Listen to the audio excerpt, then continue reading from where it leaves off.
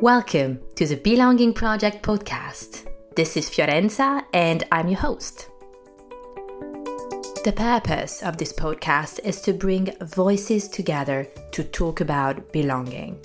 Through inspiring, real-life conversations, we explore how belonging can show up in so many different ways, what it feels like to belong, and the impact of truly belonging.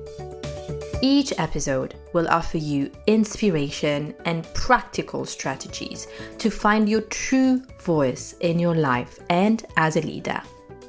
Let's dive in. Hi, Sean. How are you today? So excited to hear you. Thank you, Fiorenza. It's so nice to finally be here after being an avid listener. Quite a privilege to join you. Thanks for having me. Of course. Thank you. It's a pleasure to have you. I've been looking forward to our conversation today, and I'm really excited to have you here today, Sean. All our conversations are always so engaging, and really, to be honest, I cannot wait for our listeners to hear more about you and for them to get to know you. So, we know each other from our work in the cross-cultural space and also our work in the field of inclusive workplaces. Would you mind sharing a little bit about the work you do? Yeah, sure. That's a great place to start. My name is Sean Dubberke. I'm Vice President of Learning at RW3 Culture Wizard. As a member of our executive team, I co-lead strategy and content development with our president. And as VP of Learning, sort of my day job, I lead our Culture Wizard Live blended learning practice and also global network of facilitators and consultants and speakers like yourself, whom I'm so lucky to know and to be able to work with. And we partner with this global network to design and deliver learning experiences all over the world, focused on building skills for global collaboration, global leadership, global inclusion, creating a workplace where there is belonging as well. For example, one of the key goals for many of our clients. And I also do a bit of work on the assessment side. I'm responsible for the validation and reliability testing of our psychometric assessments, our global inclusion calculator, our culture calculator. And then, of course, I also travel globally to work with clients. And I even deliver some learning myself as a bit of a part-time facilitator and speaker. So yeah, that's me in a nutshell. Fantastic. Thank you so much, Sean. And if I understand correctly, if I follow correctly your, I guess, professional journey, you started many moons ago at RW3, and you've very much kind of grown into the role that you have today. Would you like to tell us a little bit about that and how that professional growth has been for you? Yeah, no, it's been a very organic, kind of unexpected path that a path that I've been very confident in, but one that has contained lots of twists and turns and surprises. And essentially, I moved to New York after going to school in your hometown or your town of London. I was going to the London School of Economics back in 2008. And I moved to New York just wanting to live there, being pulled to New York because New York has that sort of gravitational pull for some of us at least. And that was a struggle in 2008 when I moved there looking for work because of the financial crash. So it wasn't really the easiest time to look for work, but I was lucky enough to stumble upon an ad. And actually, let me ask you, do you know what Craigslist is? Yes. Have you heard of this? Yes, you have. So this is dating myself and perhaps you for saying yes that you know about this website. I mean, I graduated in 2010, so we're very much yeah. Okay, so we're aligned. We're around the same. We're in the same generational cohort. We can say that much. So Craigslist, for those of you who don't know, was one of those early online classified ads websites that aggregated all sorts of things. So if you're looking for something that someone was selling or a job, for me it was a job. I found an ad for editorial and marketing associate at RW3 LLC on Craigslist. So I have a lot to thank Craigslist for because I've now been with RW3 for the past 16 years. But the company was described online as a cultural training organization serving multinationals. So I was sort of immediately intrigued because I had never heard of this kind of company. Like so many folks who are new to the intercultural space, intercultural training, or, kind of global skill building, professional development space, I was very intrigued. I had not heard of it. So, luckily, after a number of interviews, I was offered the job. I took the job, and the rest is history. But I sort of was primed for the job through my life. So I'm not sure if you're curious to hear about where I was before finishing grad school, but everything in my life led me to this job in a way that made it very easy for me to see myself in the job that I have now. Yeah, absolutely. And you're a little bit like me, Sean, right? You have grown up in a multicultural family, is that right? Yeah, exactly. Yeah, so we have that in common. Yeah, no, I was raised in a family of newcomers to the U.S. My father immigrated to the U.S. from Germany as an adult. It's a very charming Germanic accent. My mother's family, same story, but from different parts of the world, immigrated to the U.S. from Cuba and Italy, which is already an interesting mixture. Add in the German culture, and it's just like cultural confusion, linguistic confusion everywhere you look. And actually, it was a source of comedy to those of us who were born in the US when people in our family who were not born in the US would say things in weird ways, and lots of, cross-cultural humor, and just lost in translation moments marked, pretty much moment to moment our lives, my brother and I, my younger brother and I, growing up. But yeah, I mean, that sort of set me up in a big way unknowingly to sort of develop. I was lucky enough to develop this, ability to navigate between different cultural contexts, different languages, and different people who I knew. I had to act a certain way with this person. With my grandpa was one way, with my dad was another way. They were all kind of different, but somehow we all got along, which was the miraculous piece. But yeah, Ah, beyond, but I also, yeah, so that fed my, I would call addiction to travel and human diversity. I call myself a travel junkie as well. So there's a whole other thing that was born out of that intercultural upbringing. yeah. And I can just imagine, well, I can try and imagine how just kind of you must have felt very timely to be on Craigslist and then find this ad for this job about, this intercultural company. What were your first thoughts when you saw that and when you got to know a little bit about RW3? Did you imagine that it was actually a field of work where you would grow for the next decade and more? No, I didn't know that I would end up being with this organization doing this work for as long as I now have been. I mean, this was back in 2008. Now we're in 2024. So no, I had no idea, especially given the penchant for millennials in general to jump around a lot Mm. between different companies. So I think I stand out among my peers who've had jobs with 5, 10, maybe more companies, and I've been with one my entire career. So I think I don't think I could have anticipated that. No, but I did see in my mind's eye so much opportunity for me to, I guess, in essence, satiate my hunger to explore the world, to explore people and culture. And so it is more than a job. I often say that this is a sort of a vocation or a calling.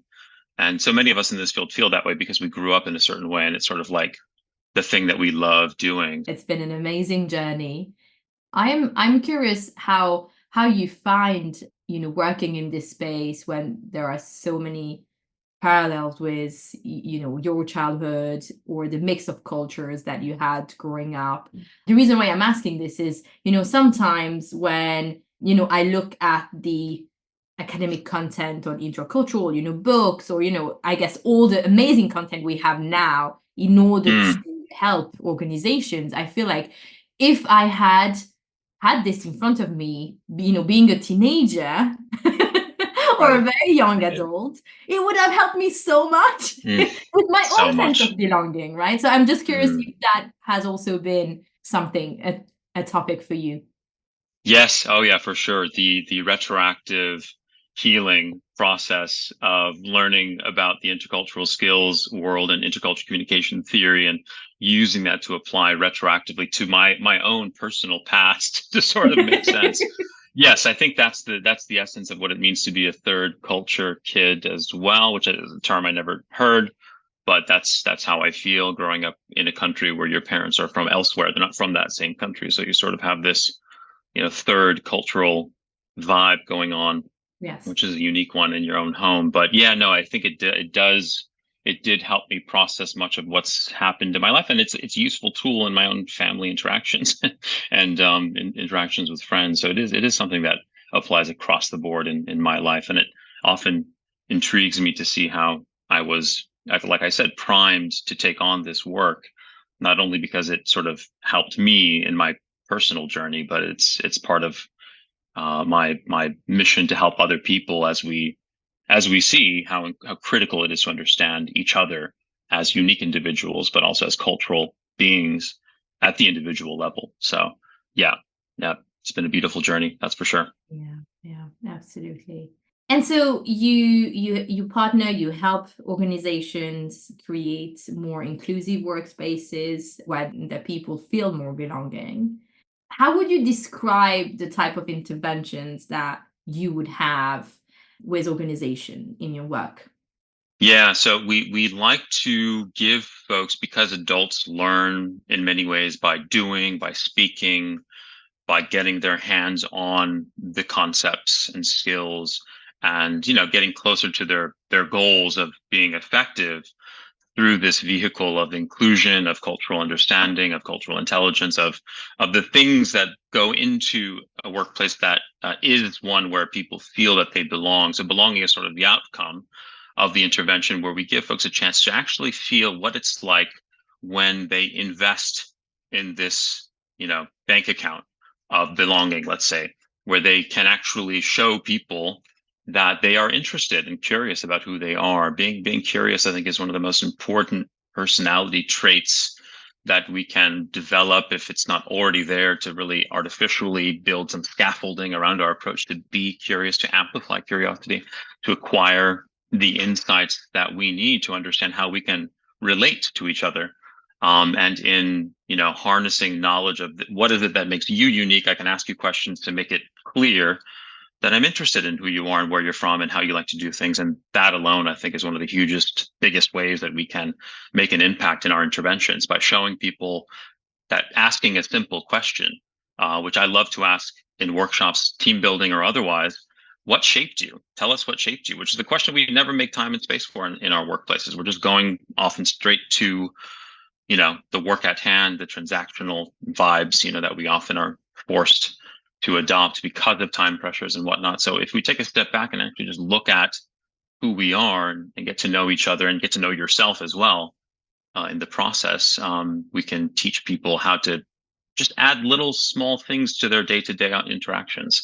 So it's really showing people how to leverage humility and curiosity, asking good questions. I mean, the art of being curious, obviously, is one that you have to work on, because you can ask questions that can get you in trouble. That's for sure. That can backfire, like the time when I was asked in China by a Chinese client how much money I make every year, and I was like, "Whoa, like this is not appropriate in my culture. How dare you ask that question?" But then I realized, oh, well, maybe it's a normal question in China. I don't know. Maybe it's a normal thing to ask, or maybe he's just being really nosy. So in any case, there are things that we can do to be more culturally appropriate. But we give people chances to practice these skills around being collaborative, establishing trustworthiness or being trustworthy, learning to ask questions, and then the adaptability, flexibility, cognitive flexibility, being able to step outside the box and sort of scrutinize the ways of doing things that may or may not be biased, so that we're actually getting to the heart of what people represent, what they want to say, what they want to do, their concerns, their dreams, really just getting to the heart of human interactions, which, if we take the human element out, which often happens because we're virtual or we're global, we miss out on this opportunity to connect as human beings. And then from there flows those beautiful things like belonging. So a very long-winded answer, but there's a lot. Happy to go into more detail, but there's a lot of stuff that we can do there to engage folks. Yeah. I love that what shaped you question. I think it's a great reminder that, in corporate spaces where perhaps, traditionally we may be looking for, a workshop that just gives us strategies and answers that we can go and implement. Actually, that type of question really helps us stop, take a step back, and reflect on ourselves, right? And we do need that self-awareness to engage better.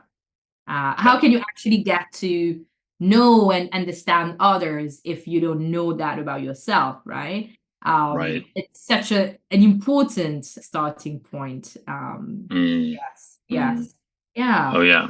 Yeah, you yeah. know very well self-awareness is the first hurdle for so many of us. And if you can't know yourself, how can you really know somebody else? So that's sort of the thing that we often remind people is you need to be in touch with who you are, but you also need to understand where you have things in common with other people, and that we share more than we don't, or we have more in common than we do not as humans, and that's sort of a nice starting point. And the things that make us different are usually subtle.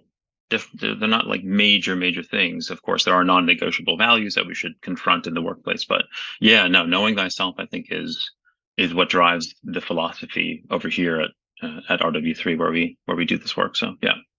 And I'm curious if there are any common symptoms that organizations have or that they've come across when they get to partner with RW3 and they are interested in developing, building on belonging and inclusion. Yeah. Oh, there definitely are.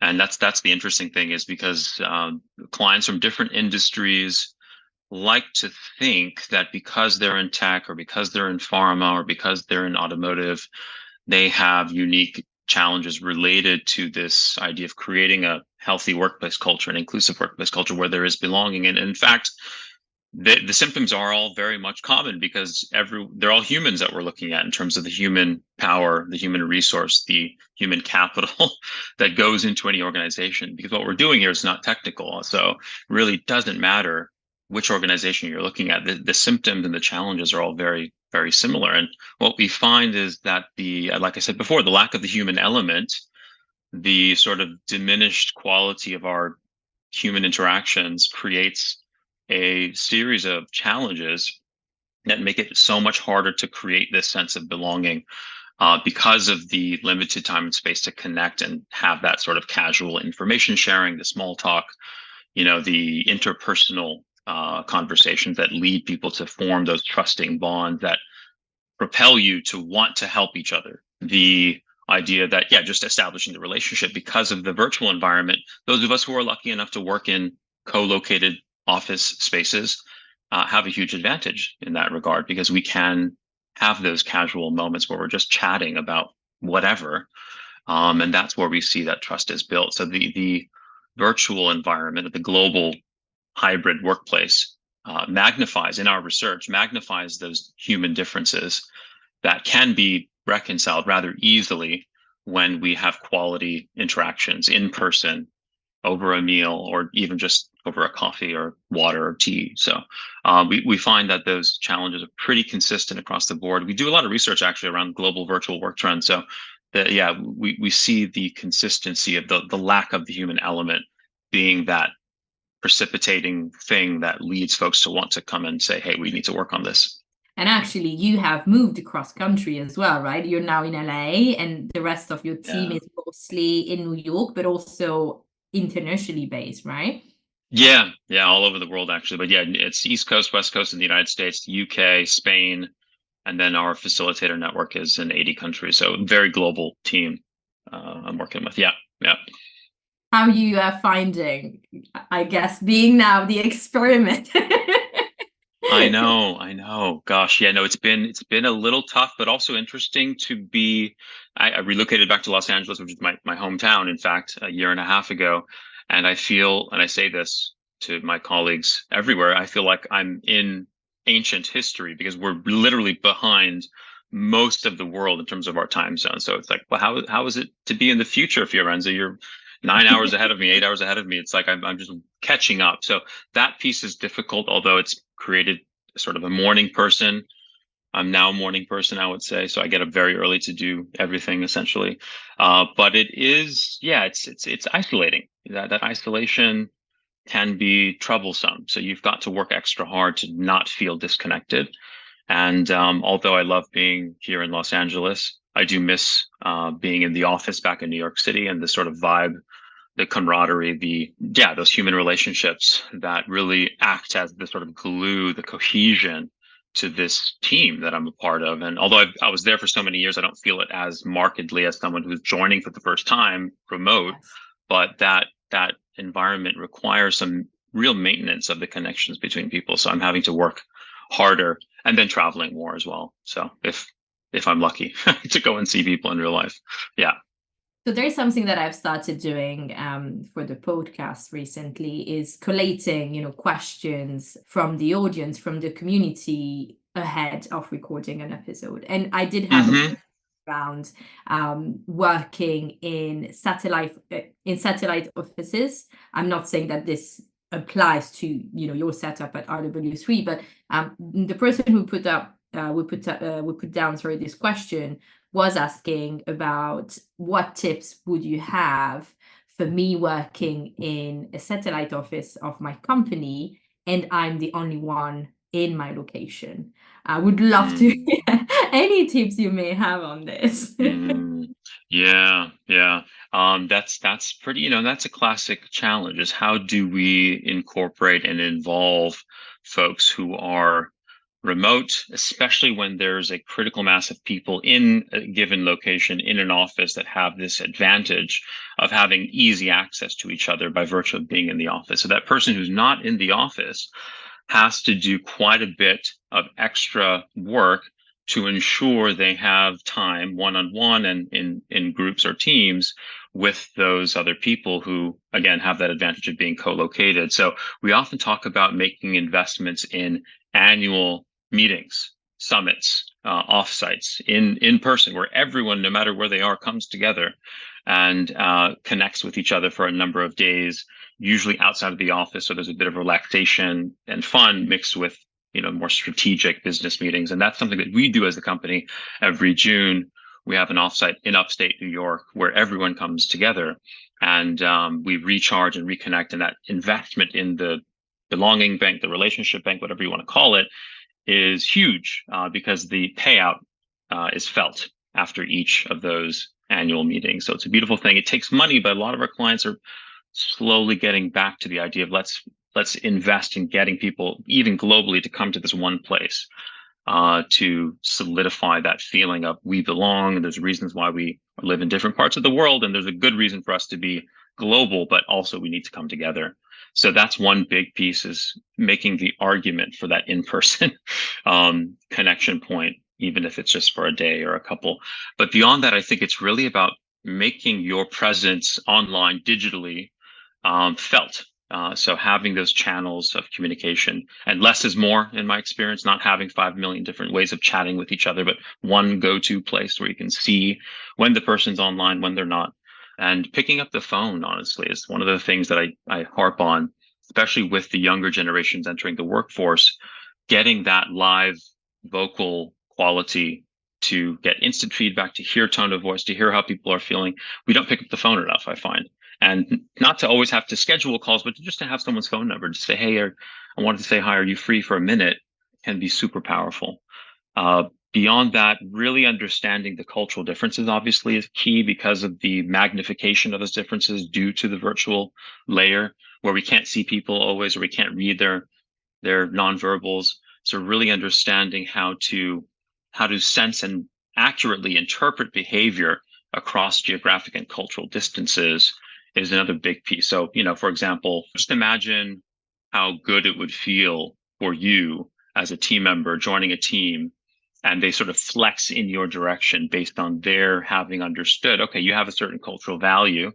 And let's just say, imagine you grew up in a culture where that taught you that you never boast or brag about your accomplishments and you let others do that for you. But then you join an organization where the culture values self-promotion, and you're listening to everyone brag about what they've accomplished each week, and you're just waiting in anguish for someone to give you face by praising your work, but it never comes. That's the sort of missed opportunity that we can avoid by adapting to what we learn about the values and the cultural values that drive people, and making small changes in this case to give face, to say, what, look at the great job this person did this week. I want to tell everyone how they accomplished X, Y, or Z goal. because you know that they're not going to do it because they really don't feel comfortable based on their cultural value system. Of course, there's always adaptability, and that person can adapt in the direction of the team, but you can show that they belong by giving them what they need versus treating them the way that you want to be treated. So we talk about the golden rule not really applying in cross-cultural context. We need to upgrade to the platinum rule where we treat people the way they need to be treated. And that's a brilliant cross-cultural strategy to amplify this feeling of belonging. So I could go on and on, but that's where my mind goes first and foremost. Super helpful. Thank you so much, Sean. Thank you. Yeah. I'm curious to know, what would you say is the top one enabler of belonging? It's such a hard question. I'm asking That's a this good question. So many options. Yeah, there's a lot of options. So what is belonging? Belonging is this powerful human emotion that arises when you have that feeling of security and support thanks to sort of the acceptance or the inclusion of who you are into a certain group. So how do you include people, perhaps, is the way to focus in on the top strategy here, whether it's a team or in a group of friends. And I think the idea that you honor people and show that you understand who they are in some way or fashion. So again, like what I just said about giving people adapting in their direction towards a certain work style preference, or really just showing that you care about them by asking them about that thing that they mentioned several weeks ago, and you have the thoughtfulness and the conscientiousness to bring it up and ask them when no one else is doing that. So I mean, I think it really is about that communication piece. Everything boils down to communication, right? So how do we communicate our vision, our ideas, how we're thinking about things, and our strategic approach to creating belonging on teams? So I think open communication, where people really feel that they can, through a role model that shows them how to do it, express themselves and also articulate, this is why I think the way that I do. And there are reasons why. What shaped me has a lot to do with how I am today as a leader or as a team member. And really fostering that open communication channel, I think, allows for people to jump in when they feel ready to actually communicate or voice a concern, or, to actually stage a discussion around things like what shaped you, and giving folks a chance to see where people come from in terms of building a team up. So I think it comes down to communication and making it as open and flexible as possible, so that people, no matter their style, can find a way to join the conversation or to share pieces of information about themselves. But being vulnerable, I think, is the challenge. So getting people to be vulnerable can, I think, be the other challenge. Is how do you get people to actually want to show where they have a challenge, or where there's a weakness of sorts, or where they may have information about themselves that they're embarrassed to share, but can be very useful people to understand. Whether it's I'm neurodivergent, or I have a disability, or there's something in my life that may prevent me from showing up this week, and I want you to know about it. Knowing where you can share, what's too much and what's too little, kind of finding that balance of sharing, bringing your whole self to the workplace. I think that's sort of the equation that team leaders need to solve, so that people know how best to represent themselves. So yeah, tough question though. Any reactions to that? I love what you mentioned around vulnerability and how that could be a tricky place to get to, or a tricky step, to take for some. And I'm thinking, especially for those that are in a leadership position or even in an executive position. And if many years have gone by where perhaps they tried to fit in and they did a good job at that, right? How do you actually get to unlearn perhaps some behaviors and accept that there could be also space and growth and belonging out of that vulnerability? Yeah. Right. I think that's that vulnerability is a hook to bring people in, because when you share something close to your heart, I think it comes through, depending on how you deliver it and when you do it and with whom. But I think it really does create a bond that allows people to, or invites people to do the same, and to be accepted for what you have shared. Then I think builds that sense of, oh, I do belong here. People see me for who I am. And even though I'm different and I have different struggles and challenges and hopes and dreams, people have heard it and acknowledged it, and they actually are working to include me for that. So I think, yeah, that's a beautiful line of reasoning towards how we get to that place where people feel that they are part of the team or the group or what have you. So, yeah. And I wonder as well how, cross-cultural differences, or actually cross-cultural values, how they could perhaps make you more willing to try and, change things up. So are you more change tolerant or perhaps less so? With Yeah. regards to vulnerability, which can be, I guess, already a personally charged topic. But then Yeah. if you add any kind of cultural differences there or just different values that you may have, yeah, it just makes the mix even richer, right? Yeah. Right. And it's a call for modifying the way you encourage vulnerability. And if you do it, just thinking about whether or not, lots of people aren't comfortable speaking in front of large groups or even small groups, but how do you create the space, the sort of, the meeting space or the connection space to encourage that display of vulnerability, which we know is so important to building cohesion and belonging and whatnot in groups of people. So flexing for what you know about people's cultural predilections and preferences, which again, we know culture is something that you can shift out of your cultural preference without causing too much stress. Whereas there are personality traits like introversion and extroversion, which are much harder to shift out of. So we know this from psychology, those immutable traits. So we have to really discern where an introvert is perhaps versus someone who's just an indirect communicator. It's not introverted, but has been taught to preserve harmony by indirectly approaching issues and challenges and not being too aggressive. So you have to know what's going on. Is this a cultural thing? Is this a personality factor or trait? And from there, you'll have the insight to, once you can determine that.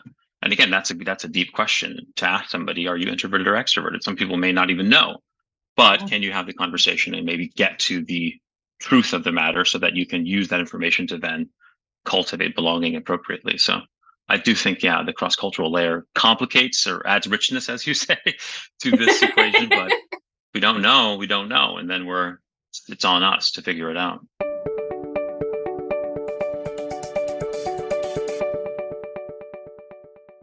I'm curious if you've noticed any differences in your work around what's getting prioritized around inclusion and belonging based on the culture that the organization is in. So, if it's an American company, if it's a Japanese company, a Chinese, any kind of difference in terms of what they prioritize with those two topics. Yeah.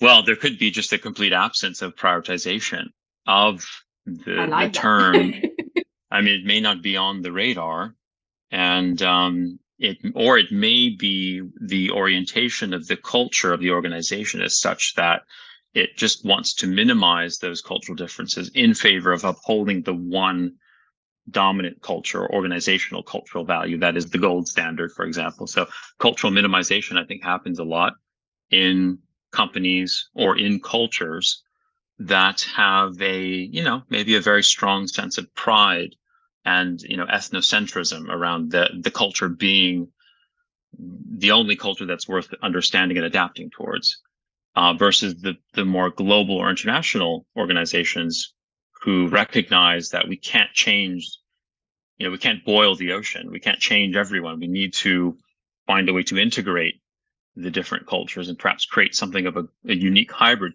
culture. So, I mean, I think it depends on, those factors of cultural integration, cultural minimization, and then also just adapting in the moment, I think, is one thing that can can help people really define how to move forward in this sense. But I do find that in many multinational organizations today, the language is changing. So I think the vocabulary we use around the discussion on diversity and inclusion is changing. Certainly, it's changing in the US. I see bits and pieces from Western Europe as well around using different and new words to make this stuff accessible to a variety of people, and that it's just coming online for the first time in other parts of the world where human diversity perhaps is less intense, but now for the first time we're seeing this interconnectedness that is leading companies to need to do something about how do we incorporate the diversity in our organization. So I don't know. I find that it's kind of all over the place, but I think in the U.S. where I sit, belonging is just one of those benefits of an inclusive workplace where people are, appreciated as individuals. And we're an individualistic culture. So it comes easy to us to want to see you for you. And so it's kind of a natural extension to the notion of I'm going to include you based on the unique strengths and perspectives that you bring. So, but in group oriented cultures, you see the sublimation of individual identity and this sort of the prominence of the collective identity. So I am a member of this group. So the path to belonging there is going to look very different, I would think. So, or in my experience, it is actually. So conforming to the leader or the industrial sort of persona that comes out of an engineering organization, for example, whatever it may be, that is the role model for what it takes to be successful, can be sort of the collective movement towards that, and the sort of diffusion of individual differences, again, driven by that cultural value for group orientation.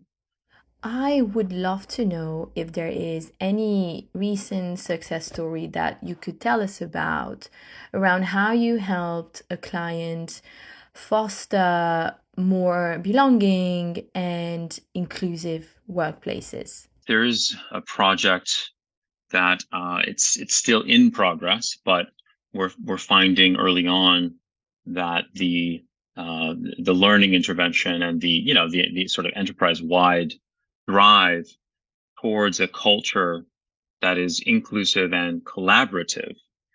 So actually inclusion for the sake of global collaboration through a strong, cohesive feeling that we are all part of this organization and our mission is so critical to not only ourselves as business people and as professionals, but to the planet. So there's the mission driven quality, which I think is also a rallying call for people living in dozens of countries, working on lots of different projects for this clients, for their customers.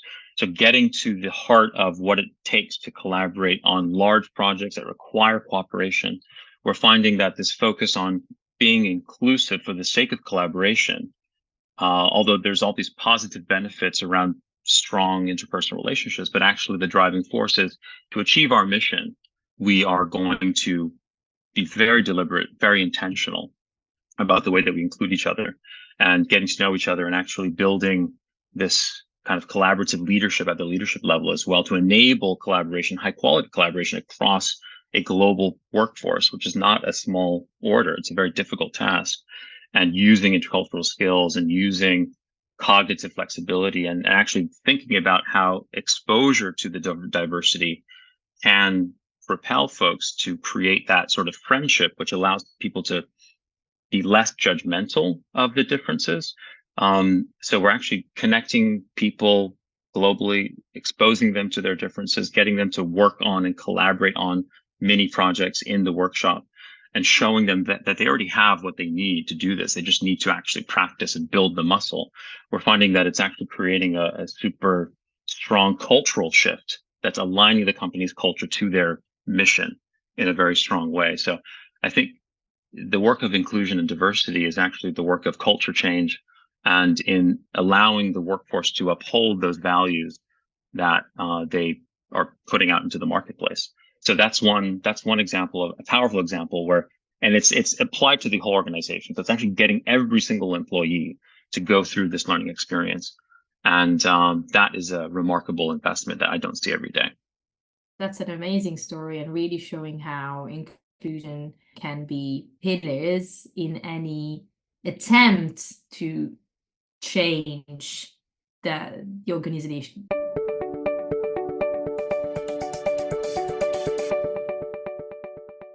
Often we hear about that. there's been a reorg, there's been a restructure, there's been a merger, we want to change the organization culture.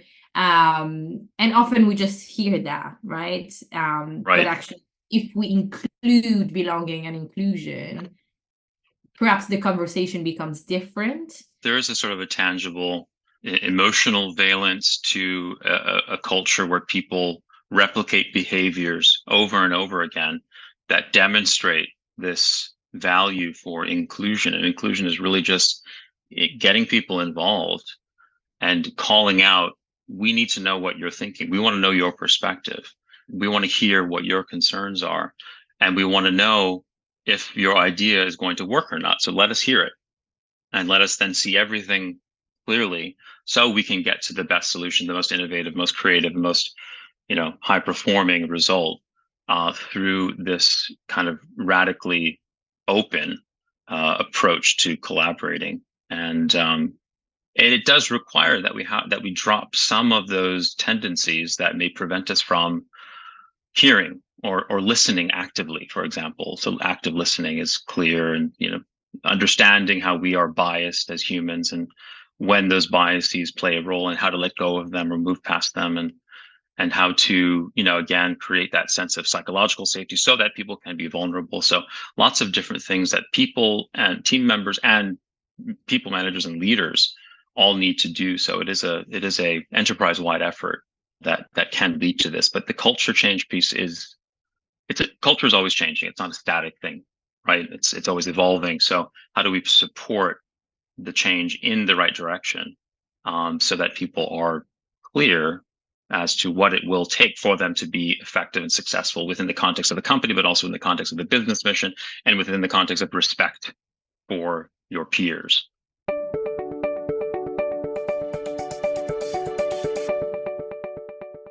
Thank you, Sean. It's been amazing to deep dive and talk more about belonging and inclusion with you, and the different strategies that we can have. And you've given us lots of pointers and food for thought. Thank you, Fiorenza. It's a pleasure to be with you and to talk with you on this subject. And I hope that people can walk away with a little feeling of hope that the little things they do don't go unnoticed. And that's kind of key here. What can we do as individuals? And it's actually those really small things, those small, quiet gestures that make a mark. So everything matters, all of those little steps that we take towards who we want to be as professionals, as individuals, I think matter. So no act is too small. But I love it. Yeah, I love the small steps. I'm a big believer that, change doesn't happen only with the big gestures, but it's actually in the little things. Conscious effort, yes, but it doesn't have to be big to make an impact and to create change. So yes, I'm completely aligned with you there. I'm going to include in the show notes how people can connect with you, and also I'll include some information and details about RW3 and your work at RW3. Thank you so much, Sean. Brilliant. Thank you, Fiorenza. It's been a pleasure. Thank you so much.